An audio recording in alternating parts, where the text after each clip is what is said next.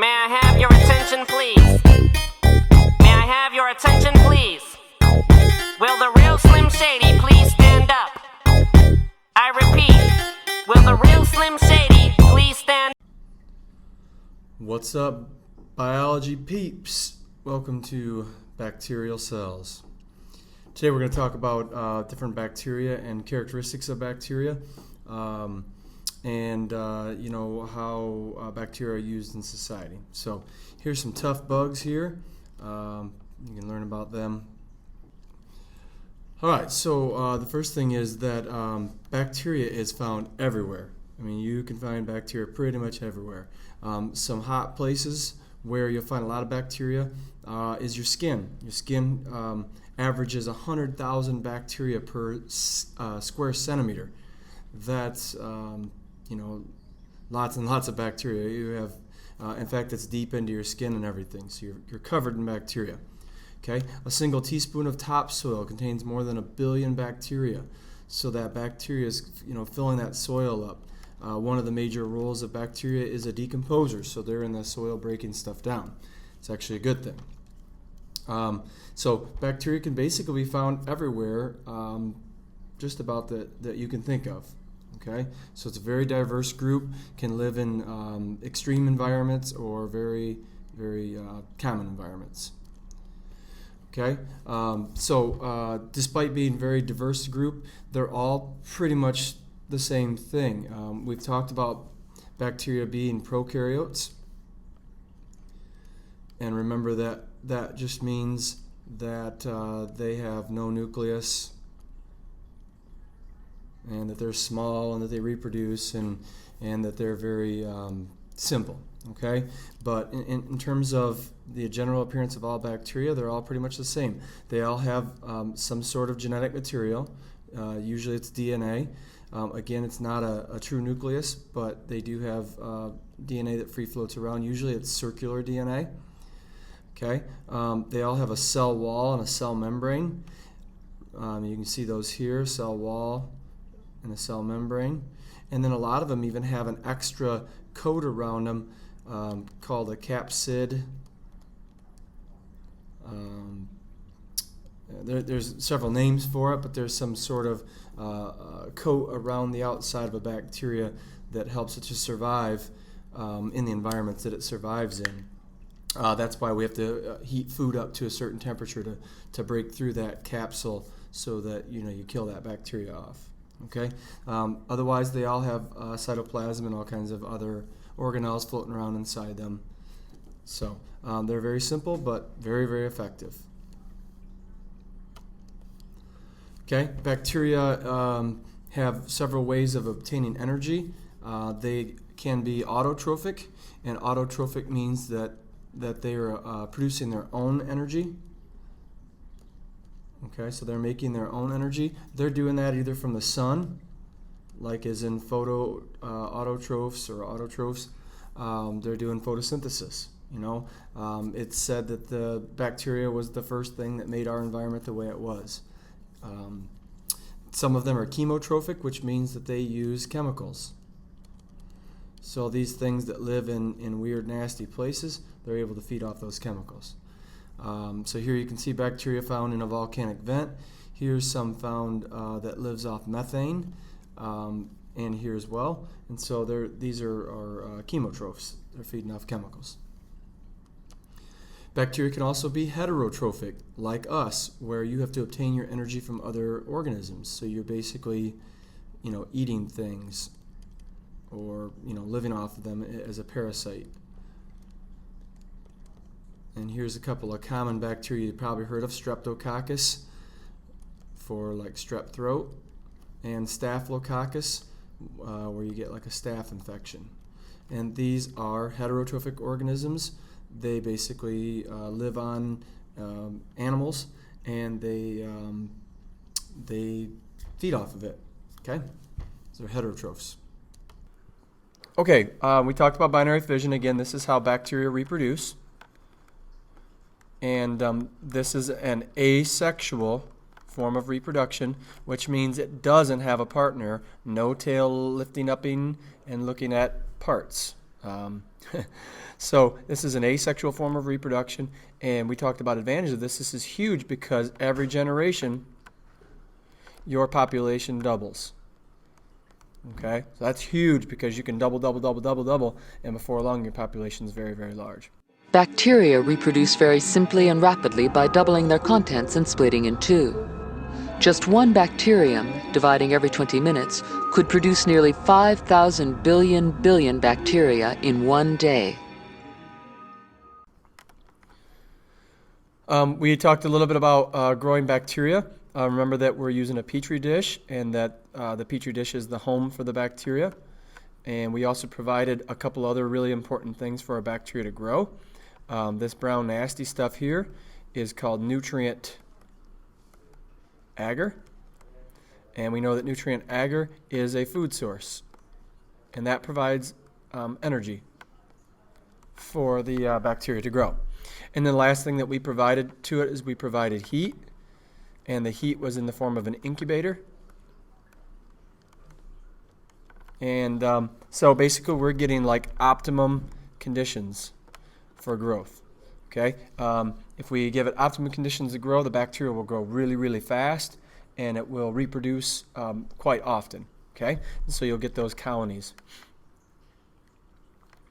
And so those colonies are what I'm talking about. These are colonies here, and you can see that there's different colors, different shapes, different sizes, and that tells you these are all different kinds of bacteria growing on this one petri dish. Okay, some of them may have been airborne, some of them may have been placed on there. Regardless, there's a variety of different bacteria growing in colonies. And remember that a colony is a pile of cells, so there's lots and lots and lots and lots of bacteria here, since you can see them because they are so small. So thinking about growing bacteria and how we control bacterial growth, there's a couple of things that we as humans do to control bacterial growth. We do sterilization, and some things that we might do to sterilize, we might use chemicals, like bleach, let's say, or antibacterial things like that. Chemicals will control bacterial growth. They'll usually kill them. A lot of times we'll use heat to kill bacteria. And our body does that. When you get sick, it heats up, you get a fever, and that's trying to kill the bacteria. All right, those are the main two forms of sterilization. Okay, another form of bacterial growth controlling agent is an antibiotic. When you get sick, the first thing you do is you go to the doctor and get an antibiotic. To be clear, the antibacterial does not kill bacteria. Okay? It does not kill bacteria. So you don't feel right away better when you take antibiotics. Usually it takes 3 to 4 days. But what it does do is it stops bacteria from reproducing. Okay? So what it does is it stops binary fission from happening. And so the bacteria that you already have in you are still going to make you sick. They're still there. They're still affecting you. But since it's in an optimum environment, they'll reproduce really fast. If you can stop them from reproducing, it allows your body to catch up in a day or two. And so after about the third day, your body is caught up. Some of these are starting to die off now because they're short-lived. And so the bacteria that you're infected with are dying off, and they're not making new ones, and that's why your body eventually catches up. Usually you take antibiotics for about 7 to 10 days, and you're clear. And usually that takes care of it. Okay? Last form of bacterial growth control is a vaccination or an immunization. Usually that's a dead or a weakened form of the infection that you're trying to prevent. So I'll just put bacteria because this is about bacteria. So basically what you're getting is you're getting a dose of the bacteria put in you. And then that way your immune system, your body, can get a peek at it. Okay? Because sometimes it doesn't know, your body doesn't know that it's a harmful agent, and it just lets it be. It doesn't attack it. So if your body can see it and know that it's a bad thing, it'll know to attack it. Okay, so that's a vaccination immunization. You do not get sick from vaccinations and immunizations. That's a misconception. There are two major kingdoms of bacteria. All bacteria, all prokaryotes, all bacteria fall into one of these two kingdoms. Okay, they are the archaebacteria and the eubacteria. Okay, the archaebacteria are found in places like this hot spring, which is in, probably out west, like in Yellowstone, and the eubacteria are found all over the place, and they're a little more common things that we might see. Okay, I'll talk about those right now. So the archaebacteria are 3.5 billion years old. Okay, these guys have been around forever. These are representatives of the first living things on Earth. Okay, and if you think about it, Earth a long time ago was a nasty, nasty place. There was volcanic eruptions everywhere. It was just, a horrible place with lots of nasty environments.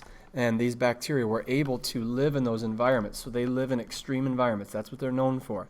They do not cause disease. Okay, they will not hurt you.